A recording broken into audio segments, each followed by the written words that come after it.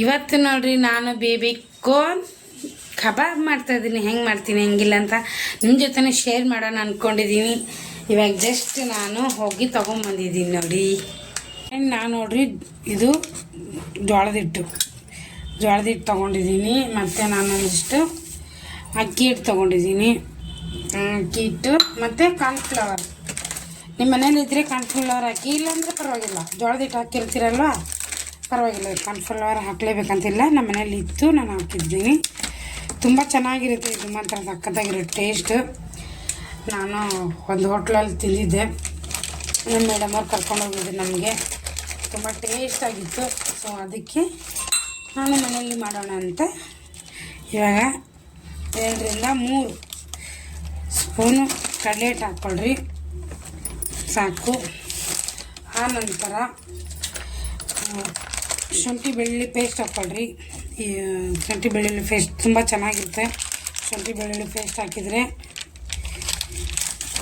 ಆನಂತರ ರುಚಿಗೆ ತಕ್ಕಷ್ಟು ಉಪ್ಪು ಹಾಕ್ಕೊಳ್ರಿ, ನಿಮ್ಗೆ ಎಷ್ಟು ಬೇಕು ನೋಡ್ಕೊಂಡು ಹಾಕ್ಕೊಳ್ಳಿ. ಆನಂತರ ಖಾರ ಪುಡಿ ಹಾಕ್ಕೊಳ್ಳಿ, ನಿಮ್ಗೆ ಎಷ್ಟು ಬೇಕು ಖಾರ ನೋಡ್ಕೊಂಡು ಹಾಕ್ಕೊಳ್ಳಿ. ಆನಂತರ ಸ್ವಲ್ಪ ಅರಿಶಿಣ ಹಾಕ್ಕೊಳ್ಳಿ. ಆನಂತರ ನಿಮ್ಮ ಮನೆಯಲ್ಲಿ ಗರಂ ಮಸಾಲೆ ಇಲ್ಲ ಅಂದರೆ ಪರವಾಗಿಲ್ಲ, ಗರಂ ಮಸಾಲೆ ಇದ್ದರೆ ಓಕೆ, ಅದು ಹಾಕಿ. ಗರಂ ಮಸಾಲೆ ಹಾಕಿದ್ರೂ ತುಂಬ ಟೇಸ್ಟ್ ಇರುತ್ತೆ. ಗರಂ ಮಸಾಲೆ ಹಾಕ್ತಾಯಿದ್ದೀನಿ. ನಾವು ಕಬಾಬ್ ಪುಡಿ ಇದ್ದರೆ ಕಬಾಬ್ ಪುಡಿ ಹಾಕ್ಕೋಬೋದು, ಕಬಾಬ್ ಮಸಾಲ ಹಾಕ್ಕೋಬೋದು. ಬಟ್ ನಮ್ಮ ಮನೆಯಲ್ಲಿ ನಾವು ಕಬಾಬ್ ಮಸಾಲೆ ಇಲ್ಲಿಗೋಸ್ಕರ ನಾವು ಗರಂ ಮಸಾಲ ಹಾಕ್ಕೊತಾ ಇದ್ದೀನಿ. ಸೊ ಇವಾಗ ಕೊತ್ತಂಬರಿ ಕರಿಬೇವು ಹಾಕ್ಕೊಳ್ಳಿ. ಸಕ್ಕತ್ತಾಗಿರುತ್ತೆ ಫ್ರೆಂಡ್. ತಿಂತ ಇದ್ರೆ super. Hotel style baby corn ಕಬಾಬ್ ರೆಡಿ ಆಗುತ್ತೆ. ತುಂಬ ಟೇಸ್ಟ್ ಇರುತ್ತೆ. ಮಕ್ಕಳಿಗೂ ನಮಗೆ ಎಲ್ಲರಿಗೂ ಇಷ್ಟ ಆಗುತ್ತೆ ಇದು, ಪ್ರತಿಯೊಬ್ಬರಿಗೂ ಇಷ್ಟ ಆಗುತ್ತೆ ಇದು. ಸಖತ್ ಟೇಸ್ಟು ಕೂಡ ಇರುತ್ತೆ. ಇದೊಂದು 5 ನಿಮಿಷ ಕಲಿಸ್ಬಿಟ್ಟು ನೆನೆಯಕ್ಕೆ ಬಿಟ್ಬಿಡೋಣ.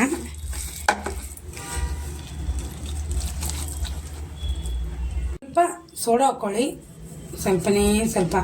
ಸೋಡಾ ಹಾಕಿದ್ರೂ ಪರವಾಗಿಲ್ಲ, ಸೋಡಾ ಹಾಕಲಿಲ್ಲ ಅಂದರೂ ಪರವಾಗಿಲ್ಲ. ಸ್ವಲ್ಪ ಸೋಡಾ ಹಾಕಿದ್ರೆ ಚೆನ್ನಾಗಿ ಇದಾಗುತ್ತೆ ಅಂತ ಮೆತ್ತಿಗೆ. ಇವಾಗ ಇದನ್ನು 10 ನಿಮಿಷ ನೆನೆಯಕ್ಕೆ ಬಿಟ್ಟು ಕಾಯ್ದಿದೆ ನೋಡಿ.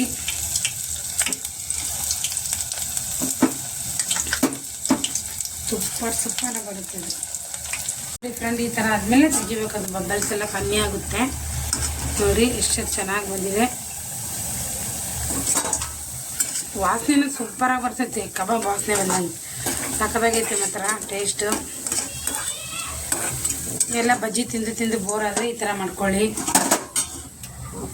ತುಂಬ ಟೇಸ್ಟಾಗಿರುತ್ತೆ, ತಿನ್ನೋಕ್ಕೂ ಖುಷಿ ಆಗುತ್ತೆ, ಮಕ್ಳಿಗೂ ಇಷ್ಟ ಆಗುತ್ತೆ, ನಮಗೂ ಇಷ್ಟ ಆಗುತ್ತೆ. ಫ್ರೆಂಡ್ ಫೈನಲಿ ರೆಡಿ ಆಯಿತು ನೋಡಿರಿ. ಯಜಮಾನ್ರಿಗೆ ಕೊಡೋಣ. ಹಾಗೆ ನೀವು ಬೇಕಾದರೆ ಇದು ಮೆಣಸಿನ್ಕಾಯಿ ಪುಡಿ ಹಾಕ್ಕೋಬೋದು. ಚಿಲ್ಲಿ ಏನೋ ಅಂತಾರೆ, ನಂಗೆ ಹೇಳಕ್ಕೆ ಬರೋಲ್ಲ, ಸೊ ಅದಕ್ಕೆ ಮೆಣಸಿನ್ಕಾಯಿ ಪುಡಿ ಅಂತ ಹೇಳ್ತೀನಿ. ಅಡ್ಜಸ್ಟ್ ಮಾಡ್ಕೊಳ್ಳಿ. ಮಸ್ತ್ ಅಂದ್ರೆ ಮಸ್ತ್ ಆಗೈತಿ, ನನಗೆ ತುಂಬ ಇಷ್ಟ ಆಗೈತಿ.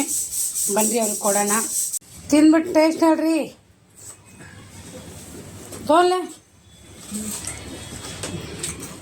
ತೋಲೆ ಅಂತ ನನ್ನ ಗಂಡಗಂದಿಲ್ರಿ, ನಮ್ಮ ತಮ್ಮಗಂದೀನಿ. ಹೊಸ ರೆಸಿಪಿ ನಿಜ ಹಾಂ ಫ್ರೆಂಡ್, ಚೆನ್ನಾಗಿದೆ ಅಂತ ಹೊಸ ರೆಸಿಪಿ ಟ್ರೈ ಮಾಡಿದ್ದೀನಿ. ನಾನು ಹೋಟ್ಲಲ್ಲಿ ತಿಂದಿದ್ದೆ, ಸೊ ಮನೆಯಲ್ಲೂ ಟ್ರೈ ಮಾಡಿದ್ದೀನಿ. ಫಸ್ಟ್ ಟೈಮ್ ಮಾಡಿದ್ದೀನಿ, ಟೇಸ್ಟ್ ಆಗಿದೆ ಅಂದಿದ್ದಾರೆ. 100ಗೆ ಎಷ್ಟು ರಿಸಲ್ಟ್ ಕೊಡ್ತೀರಿ ಇಬ್ಬರು? ನೀ ಎಷ್ಟು ಕೊಡ್ತೀವಿ? ನೀವು ಅವ್ರೇನು ಹೇಳಲ್ಲ, ಎಷ್ಟು ಕೊಡ್ತೀರಿ ರಿಸಲ್ಟ್? ಅಲ್ಲ, ಸ್ಕೂಲಲ್ಲಿ ಪಾಸ್ ಆಗಲಿಲ್ಲ ಅಂದರೆ ಪರವಾಗಿಲ್ಲ, ಅಡುಗೆಯಲ್ಲಿ ಪಾಸ್ ಆಗ್ತಾಯಿದ್ದೀನಿ ಫ್ರೆಂಡ್. ಖುಷಿ ಆಗ್ತಾಯಿದೆ ನನಗಂತೂ. ಇನ್ನೂ ಹೊಸ ರೆಸಿಪಿಗಳು ಮಾಡ್ಬೇಕನ್ನೋ ಆಸೆ ಐತಿ. ನೀವು ಪ್ರೋತ್ಸಾಹ ಕೊಡಿ ನನಗೆ ತುಂಬ ಇಷ್ಟ ಅಡುಗೆ ಮಾಡೋದಂದರೆ. ಸೊ ನೆಕ್ಸ್ಟ್ ಚೆನ್ನಾಗಿ ವಿಡಿಯೋಗಳು ಮಾಡ್ತೀನಿ. ಓಕೆ, ನಾನು ತಿಂತೀನಿ, ಇಲ್ಲಾಂದ್ರೆ ಅವರಿಬ್ಬರು ಖಾಲಿ ಮಾಡಿಬಿಡ್ತಾರೆ ಅದರಲ್ಲಿ. ನಾನು ತಿಂದು ಮತ್ತೆ ಸಿಗ್ತೀನಿ ಫ್ರೆಂಡ್. ನೋಡಿರಿ, ಅದು ಕಾರ್ನ್ ಕಬಾಬ್ ಬಜ್ಜಿ ತಿಂದಾಯಿತು.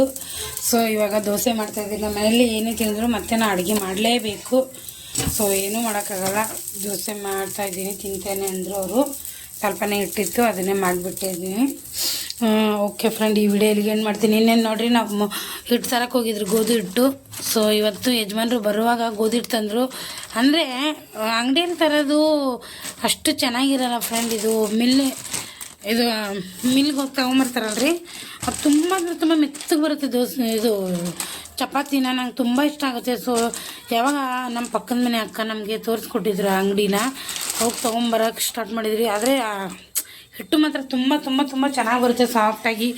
ಓಕೆ ಫ್ರೆಂಡ್, ಈ ವಿಡಿಯೋಗೆ ಏನು ಮಾಡ್ತೀನಿ. ಯಾವುದೇ ಒಂದು ಕಾರಣಕ್ಕೆ ವಿಡಿಯೋ ಇಷ್ಟ ಆದರೆ ಪ್ಲೀಸ್ ಸಬ್ಸ್ಕ್ರೈಬ್ ಮಾಡ್ಕೊಂಡು ಸಪೋರ್ಟ್ ಮಾಡಿ. Thank for watching friend.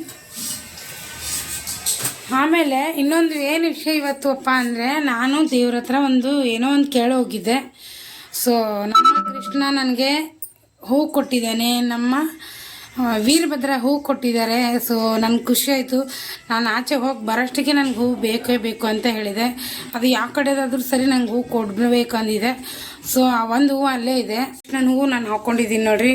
ಇಬ್ಬರು ನನಗೆ ಅಪ್ಪಣೆ ಕೊಟ್ಟಿದ್ದಾರೆ. ನಾನು ಏನೋ ಒಂದು ಕೇಳಿದೆ, ಆಗುತ್ತೆ ಅಂದರೆ ಹೂ ಕೊಡಿ, ಇಲ್ಲಾಂದರೆ ಕೊಡಬೇಡಿ ಅಂತ ಕೇಳಿದೆ. ಸೊ ಆಗುತ್ತೆ ಅಂತ ಅಪ್ಪಣೆ ಕೊಟ್ಟಿದ್ದಾರೆ. ಖುಷಿ ಆಯಿತು. ದೇವ್ರು ನನ್ನ ಜೊತೆಗಿದ್ದಾನೆ ಅನ್ನೋಕ್ಕೆ ನಾನೇ ಸಾಕ್ಷಿ.